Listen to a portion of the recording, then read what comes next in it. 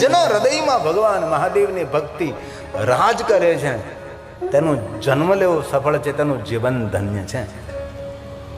થોડો આક્રોશ વ્યક્ત કર્યો છે. મારા શબ્દો નથી, વ્યાસ ભગવાનના શબ્દો છે. એમાં એમ કહ્યું, સર્વ સાક્ષીરૂપ મહાદેવ. આ સૃષ્ટિના સાક્ષીરૂપ કોણ છે? ભગવાન શિવ છે. જ્યારે વિશ્વની અંદર કોઈ દેવી દેવતાઓનું અસ્તિત્વ નહીં હતું, સૃષ્ટિ સર્જન પહેલા કોણ હતું? ભગવાન શિવ. તેથી કહ્યું, સર્વ સાક્ષી સ્વરૂપ મહાદેવનું જે ધ્યાન કરે છે, ભગવાન શિવનું જે પૂજન કરે છે, તે તો ધન્ય છે જ. પણ એવું કહ્યું, કોણ શિવનું ધ્યાન નથી કરતા, કોણ મહાદેવનું અર્ચન નથી કરતા, કોણ મહાદેવનું પૂજન નથી કરતા? તો કહ્યું, મૂર્ખ કુર્વંતી. જે મૂર્ખ માણસો છે ભગવાન શિવનું ધ્યાન નથી કરતા, મૂર્ખ માણસો ભગવાન શિવનું અર્ચન નથી કરતા, મૂર્ખ માણસો શિવજીનું સ્મરણ નથી કરતા. અને જે કોઈ શિવનું સ્મરણ નથી કરતા તેની કોઈ દી ગતિ નથી થતી, એમની કોઈ દી સદગતિ નથી થતી. આવું ભગવાન વ્યાસે કહ્યું છે કે જે કોઈ, તેથી હું ગર્જના કરીને કહું છું, કોઈ પણ પરંપરામાં આપો, કોઈ પણ વિચારધારામાં આપ સંકળાયેલા હો, કોઈ પણ સંપ્રદાયમાં આપ હો, પણ મૂળમાં ભગવાન શિવ છે એ વસ્તુને યાદ રાખવી જોઈએ. આ શ્લોક ભગવાન વ્યાસજીએ ગાયો છે. ન પશ્યન્તિ મહાદેવં સર્વ સાક્ષિણમીશ્વરં એતદ એવ ન કુર્વન્તિ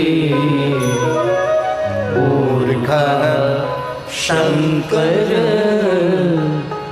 જે મૂર્ખ લોકો શિવનું પૂજન નથી કરતા તેની કોઈ ગતિ નથી થતી, તેની સદગતિ નથી થતી.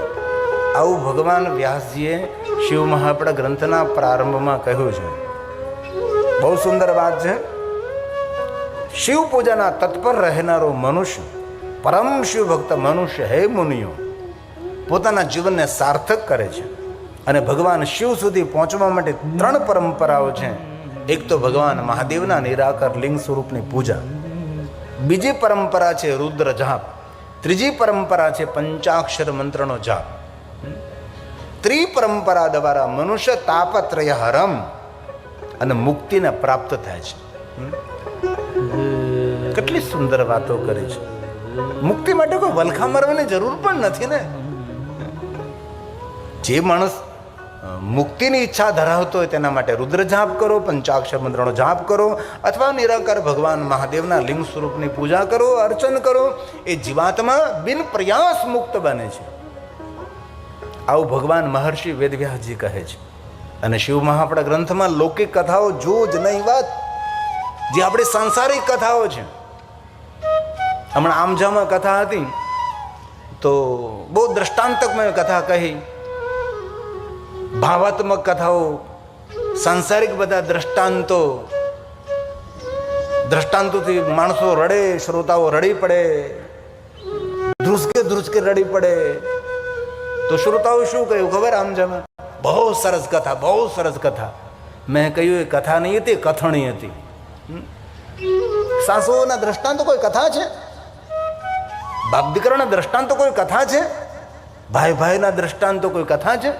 જે લૌકિક વાતો કરી એ કથા છે? હેતુને કથા ન કહેવાય, તેને કથણી કહેવાય. અને લોકોને કથણી વાલી લાગે છે. કથામાં પ્રેમ રાખનારા તો શ્રોતાઓ કોઈ હોય છે, જેને પ્રભુની કથાનું શ્રવણ કરવું હોય છે. લોકોને એવું ગમે છે, લૌકિક વાતો ગમે છે, લોક સાહિત્ય જરૂર છે. મારે તો તમને શિવ મહાપડા ગ્રંથની ગહન વાતો સમજાવવાની છે, સંભળાવવાની છે. એવું મનમાં ધારી નથી આવ્યું કે ગામડાના માણસો છે ન સમજી શકે. ગામડાનો માણસ જે સમજી શકે ને એવું શહેરમાં રહેનારો માણસ પણ સમજી ન શકે. ગામડાના માણસો પાસે કોઠા હોવું જોઈએ છે. ભલે યુનિવર્સિટીમાં ભણ્યો ન હોય, પણ એની કોઠા હોવું જ, એની દીર્ઘ દ્રષ્ટિ, તેની દિવ્ય દ્રષ્ટિ એ અલૌકિક હોય છે. પણ બહુ હૃદયથી પ્રાર્થના, ધ્યાન આપજો. મુક્તિદમ તત્રયં પ્રભુર મનોય શિવ. હે મહાત્મા, હે લિંગાર્ચનમ રુદ્રજમ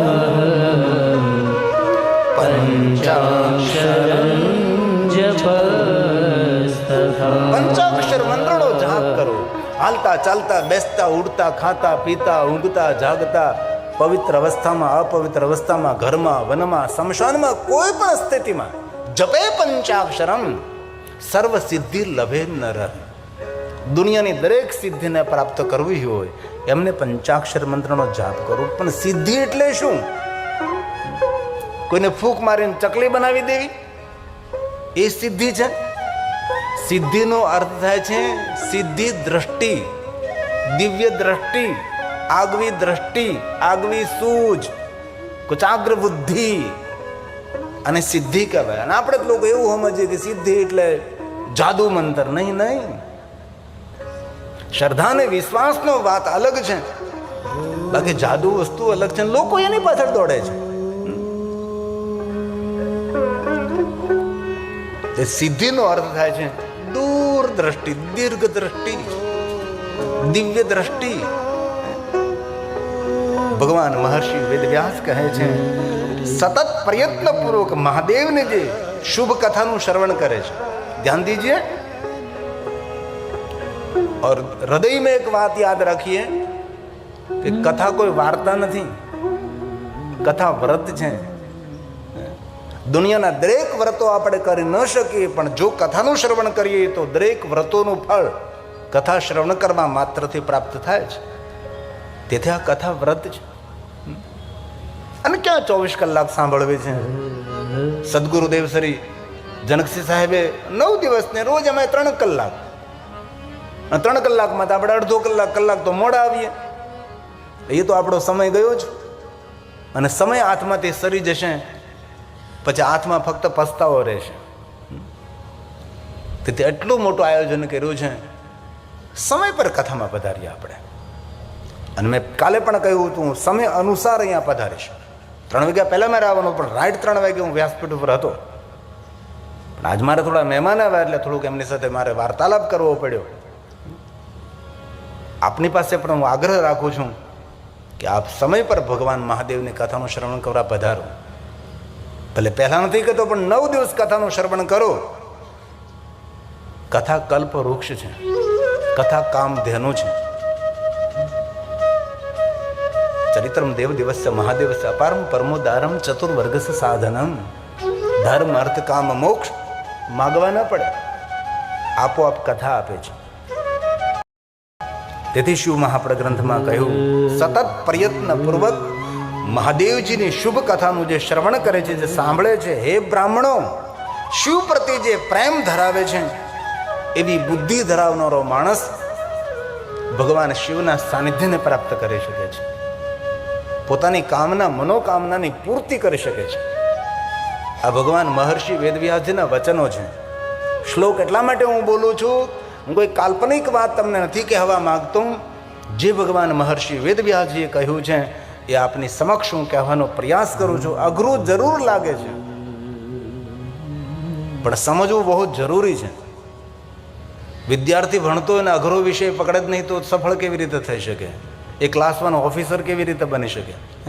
જો ભાગતો ફરે કે અઘરો વિષય છે, હવે આ મારાથી નહીં થાય, તેના જીવનમાં મોટી સફળતા ન મળે ને. સહેલું સહેલું પકડવાથી કાંઈ ન થાય. કોઈ પણ ક્ષેત્રમાં સફળ થવું હોય તો મોટા સાહસ કરવા પડે છે, મોટું રિસ્ક લેવું પડે છે. ત્યારે માણસ કોઈ પણ ક્ષેત્રમાં સફળતાને પ્રાપ્ત કરી શકે છે. તેથી ભગવાને કહ્યું છે જે કોઈ આ કથાનું શ્રવણ કરે છે, શૃણુયન્નેન સતતમ મહાદેવ કથા શુભ કરનારી, મંગલ કરનારી, મનોકામનાને પૂર્ણ કરનારી ભગવાન મહાદેવની કથા છે. બુદ્ધિને શુદ્ધ કરનારી અને જીવનના કાર્યોને સિદ્ધ કરનારી આ ભગવાન મહાદેવની કથા છે. શિવ બુદ્ધિ કુરુ પ્રિયા શૈવેષુ સતતમ દ્વિજા શૈવેષુ સતતમ દ્વિજા. બહુ સુંદર વાત કરી છે. સંસારને તરવાનો ઉપાય શંકર ભગવાનનું પૂજન એ શ્રેષ્ઠ ઉપાય છે. ભગવાન મહાદેવ પ્રતિ ભાવ, ભગવાન શિવજીનું અર્ચન, ભગવાન શિવજીનું દર્શન મનુષ્ય ભવ પાર તરી શકે છે. સંસાર તરણો પાર. સાગરને તરવા માટે તો મોટા મોટા જહાજો હોય છે, 7 સમંદર તમે તરી શકો છો. પણ મોટામાં મોટો જો સમંદર હોય તો જીવન સમંદર છે. તો સંસાર સાગરમાંથી જેને તરવું હોય તેના માટે આ ઉપાય છે. ભગવાન શિવની કથાનું શ્રવણ કરવું, મહાદેવનું પૂજન કરવું, શિવજીનું સ્મરણ કરવું, ભગવાન શંકરજીને યાદ કરવા. ધ્યાન દીजिए. સંસાર તરણો પાય શંકર શિવ પૂજન. ભગવાન શિવનું પૂજન કરો, મહાદેવનું અર્ચન કરો. અનેક એવા શિવ ભક્તોને મેં જોયા છે કે મહાદેવના પૂજન વગર મુખમાં જળ ન મૂકે, ભગવાન શિવની પૂજા વગર મુખમાં અન્ન ન મૂકે. આવા મહાદેવના ભક્તો આ ધરતી પર અત્યારે પણ વર્તમાનમાં છે. કોઈ પણ કાર્યનો પ્રારંભ કરે, મહાદેવનું દર્શન કરે, મહાદેવનું પૂજન કરે છે, શિવનું સ્મરણ કરે છે. આંખ ખુલે મહાદેવને યાદ કરે છે, નિંદ્રા ખુલે શિવને યાદ કરે છે. જો આ શિવ કથા છે એટલે હું શિવજીનો મહિમા સમજાવીશ. અન્ય બીજી કોઈ અપેક્ષાઓ નહીં રાખતા. અને સદગુરુનું સાનિધ્ય છે. અને ભગવાન શંકર જગદગુરુ તો છે જ, અને ભગવાન શંકર તો ત્રિભુવન ગુરુ છે. દેવતાઓનો ગુરુ બૃહસ્પતિ દેવ છે, અને બૃહસ્પતિનો ગુરુ શિવ છે. તેથી આપણે સદગુરુ પરંપરાની અંદર આપણે ભગવાન મહાદેવની કથા ઉપલબ્ધ થઈ છે. તો બહુ સુંદર વાત કરી છે. જેને ભવ પાર થવું હોય તેના માટે જ શિવ પૂજનમ શંકરમ સંસાર તરણો પાર. સંસાર તરણો પાય.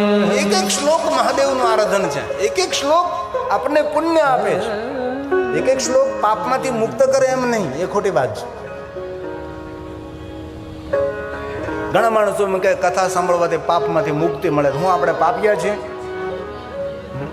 આપણે જાતને શા માટે આપણે પાપી કહીએ ભાઈ? કથા સાંભળવાથી પાપમાંથી મુક્તિ તો મળે ન મળે, કથા સાંભળવાથી પુણ્ય મળે છે. અને જે માણસમાં પાપ હોય ને એને કથા સાંભળવાનો વિચાર પણ ન આવે. કથા શ્રવણ કરવાનો દિવ્ય વિચાર એ પણ એક પુણ્યનું ફળ છે. જેની પાસે પુણ્ય ન હોય તેને સારા વિચારો પણ ન આવે, સારો માર્ગ પણ ન દેખાય, કથા શ્રવણ કરવાનો અવસર પણ તેમને ન મળે. જેની પાસે પુણ્ય નથી, જે કાંઈ આપણે અત્યારે 3-3 કલાક બેસીએ છીએ આપણે પુણ્યનું કોઈ ફળ છે એટલે કથાનું શ્રવણ કરી રહ્યા છે. તો ભગવાન વ્યાસ બોલે છે સંસાર તરણો પાય શંકર શિવ પૂજન. શિવની પૂજા કરો. તતસ્ત્વં સર્વભાવેન શિવં પૂજય શંકરં. શિવં પૂજય શંકરં. કેટલી સુંદર વાત કરી છે. હવે ભગવાન વ્યાસજી ખુલાસો કરે છે. હું બંને માટે કરું છું, કહું છું, નર માટે પણ કહું છું, નારીઓ માટે પણ કહું છું. આ સ્પષ્ટતા કરી છે કે કોઈ એવું નારી એવું ન સમજે કે જે કાંઈ કહેવાય છે એ પુરુષો માટે કહેવાય છે. તેથી ભગવાન વ્યાસે કહ્યું કે જે કાંઈ હું કહી રહ્યો છું એ દરેકે અનુસરણ કરવાનું છે. નરો ભવતુ વા નારી. નર હોય કે નારી હોય સૌને માટે હું કહું છું, કોઈ એક જાતિ માટે નથી કહેતો. આ ભગવાન વ્યાસજીએ સ્પષ્ટતા કરી છે. પુરુષ હોય કે નારી હોય દરેકે ભગવાન મહાદેવજીનું સદાશિવજીનું પૂજન કરવું જોઈએ. જે કોઈ શિવજીનું પૂજન કરે છે એમને ધર્મ, અર્થ, કામ અને મોક્ષની પ્રાપ્તિ થશે, પરમ મુક્તિ તેને ઉપલબ્ધિ થશે. તેથી ભગવાન મહર્ષિ વ્યાસજીએ સ્પષ્ટતા કરી છે.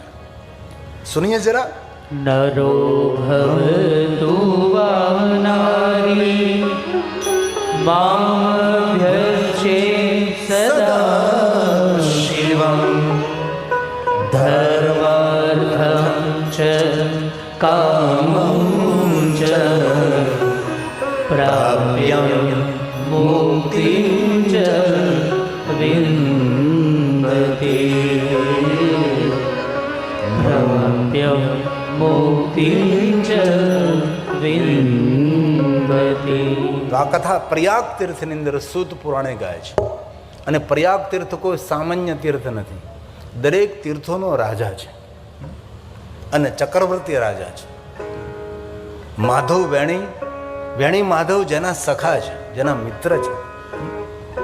પ્રયાગ તીર્થની અદ્ભુત મહિમા છે. ક્યારેક અવસર મળે તો જરૂર પ્રયાગ તીર્થની યાત્રા કરવી જોઈએ.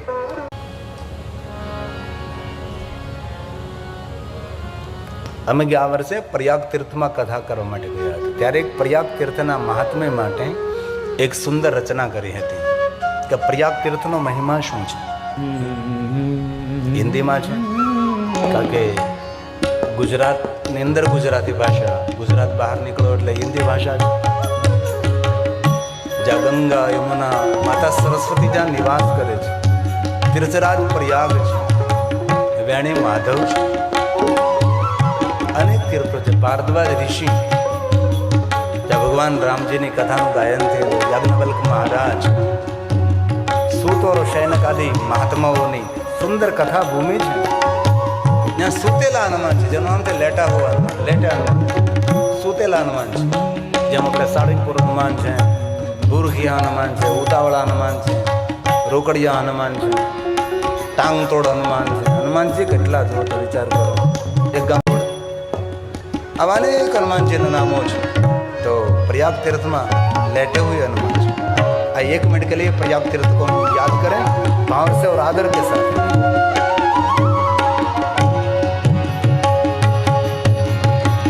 गंगा यमुना सरस्वती संगम, गंगा यमुना सरस्वती संगम, पावन तीर्थ प्रयाग, पावन तीर्थ प्रयाग.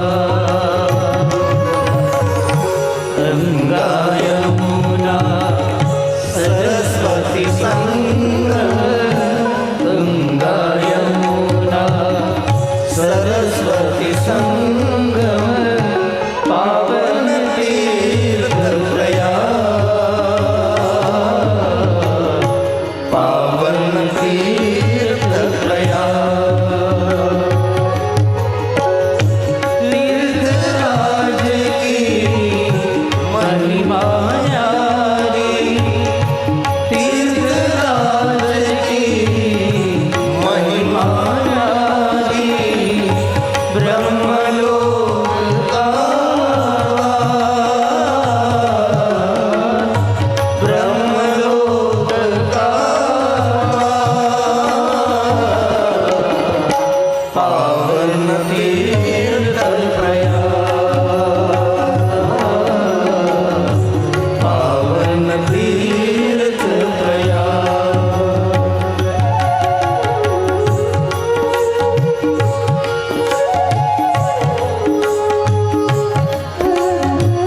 तीर्थों ने याद करवाती तीर्थ यात्रा करવાનો ફલ પ્રાપ્ત થાય. આપણે તીર્થોને યાદ કરવા જોઈએ. આપણે સવારમાં સ્નાન કરતા હોઈએ તો સપ્ત ગંગાઓને યાદ કરીએ. શા માટે સપ્ત ગંગાઓને યાદ કરીએ? ઘરની અંદર સ્નાન કરીએ છીએ પણ સપ્ત ગંગાઓને યાદ એટલા માટે કરીએ છીએ કે આપણને સપ્ત ગંગાઓમાં સ્નાન કરવાનું ફલ પ્રાપ્ત થાય. गंगे च यमुने चैव गोदावरी सरस्वती, गंगे च यमुने चैव गोदावरी सरस्वती.